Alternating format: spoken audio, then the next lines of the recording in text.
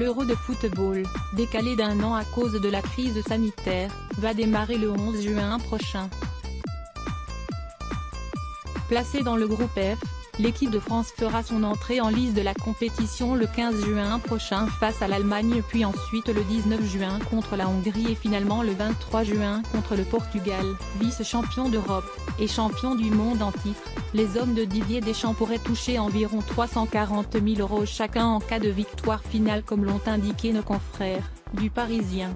Cette somme correspond à 30% du montant total versé par l'UEFA à la Fédération française de football à l'issue du tournoi, 34 millions € au maximum.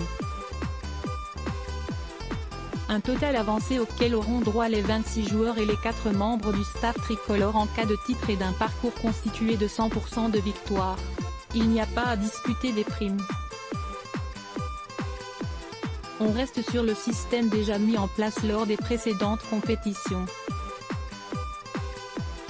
Les joueurs se partagent 30% de la dotation globale versée par l'UEFA, et ensuite, ils font ce qu'ils veulent de la somme, déclarait le président de la Fédération française de football Noël Le Graët. En 2016, les Bleus avaient alors touché un peu moins de 300 000 € en terminant second d'une compétition organisée dans l'Hexagone derrière le Portugal. 2 ans plus tard, en Russie, lors de la Coupe du Monde qu'ils ont remportée, les 23 joueurs français et le staff avaient touché près de 400 000 €. Espérons pour les tricolores qu'ils se hisseront jusqu'en finale le 11 juillet prochain à Wembley afin de remporter cette prime et surtout réaliser le même doublé, Coupe du Monde et Euro, que leurs aînés, il y a 21 ans.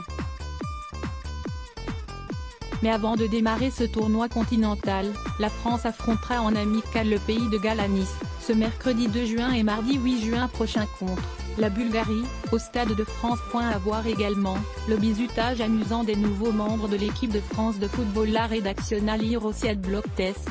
Why?